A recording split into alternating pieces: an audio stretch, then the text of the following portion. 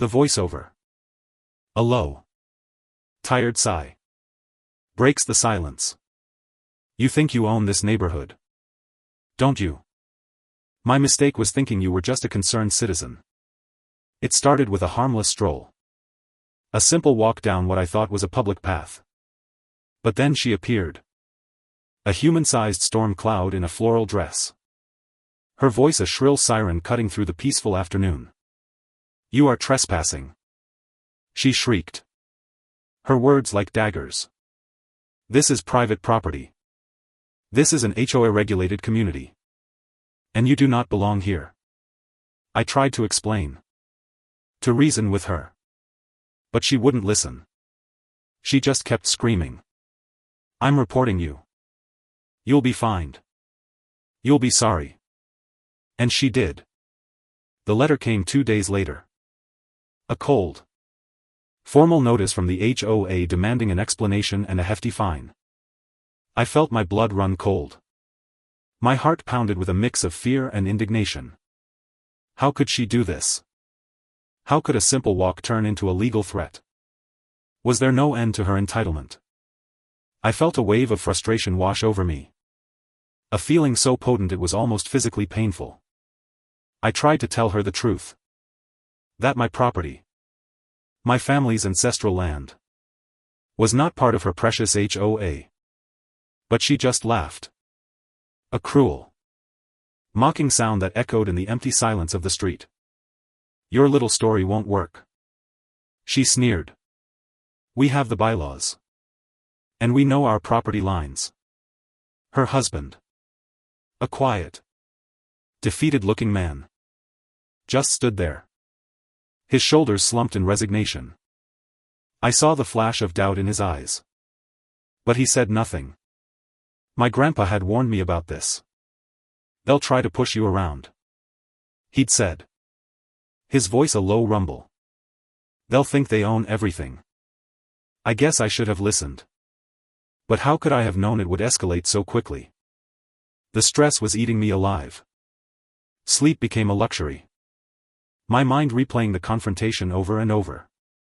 I could feel the knot in my stomach tightening with every passing hour. There had to be a way to fight back. A way to prove she was wrong. But what? My family's deed. A brittle, yellowed document. Was my only hope. It was a tangible link to the past. A silent testament to a truth she refused to accept. The truth was my property had been carved out long before the HOA ever existed. It was a separate, sovereign entity. A small island of freedom in a sea of rules.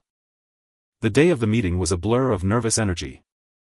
The HOA board members, a group of polite but stern-faced individuals, sat around a polished mahogany table.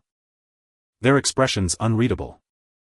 Karen, of course, was there, radiating smug confidence. As if she had already won. I presented my case calmly, explaining the history of my land, the legal boundaries, the fact that my deed predated their association. I laid out the survey maps, the legal documents, the history of my family's ownership. You see, I said, my voice barely a whisper. My property is not, and has never been, part of your HOA. The board members exchanged glances. Their faces a mixture of confusion and dawning realization. Karen, however, refused to back down. That's a fake, she screeched, pointing a trembling finger at my deed. He's lying. This is just some elaborate scam.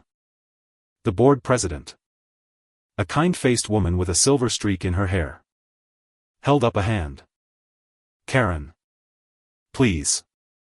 Let's look at the evidence. The weight of the moment hung in the air. A silent, tense standoff. It was all on the line. My peace of mind. My family's history.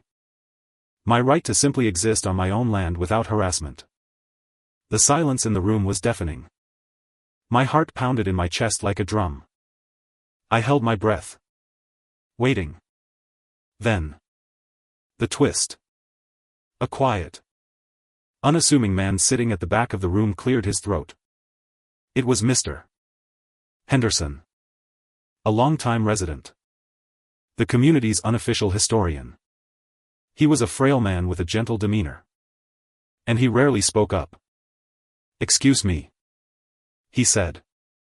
His voice a soft rasp. "I remember the old property lines. My grandfather helped survey this area decades ago." He pointed to an ancient-looking map he'd brought with him. Its lines and annotations faded with age. "See here," he said, his finger tracing a boundary line on the map. This part of the land was specifically excluded from the HOA's original charter. It was a handshake agreement with the original developer. And my grandfather kept a copy of the survey. The room erupted in gasps. The board president, her eyes wide with shock, looked from the old man to Karen, whose face had gone a sickly shade of white. Her mouth opened and closed like a fish. But no sound came out. The smug confidence she had worn just moments ago had completely evaporated, replaced by a look of pure, unadulterated horror. She was trapped. She was cornered. Her entire fabricated reality crumbling around her. She tried to stammer out an excuse. But the words caught in her throat. The board president, her voice firm and disappointed, delivered the verdict. "Karen, your accusations were baseless and without merit. Furthermore, your actions have caused significant distress and legal fees for this young man. You will be held personally responsible for all costs. And we will be reviewing your membership in this association." Karen's face crumpled. Her carefully constructed world of power and control had just been shattered. The triumphant look I had seen in her eyes had been replaced with a pathetic, defeated stare. She had lost everything. Her reputation. Her perceived authority. Her smug sense of superiority all gone in an instant. I watched her, feeling a mix of pity and grim satisfaction. It was a bitter lesson, but a necessary one. The victory was sweet. A release of all the tension and stress that had built up inside me. The board apologized profusely.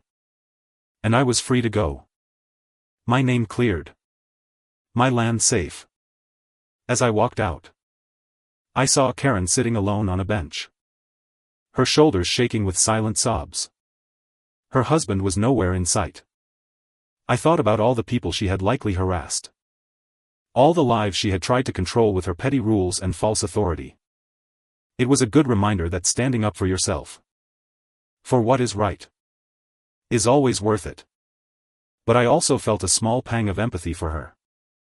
What drives a person to such a state? What makes someone believe they have the right to wield so much power over others? Was she a product of her environment? Or a villain by choice? It's a question worth asking. It makes you wonder, doesn't it? When we judge others, do we ever truly know the whole story? Or do we just see what we want to see?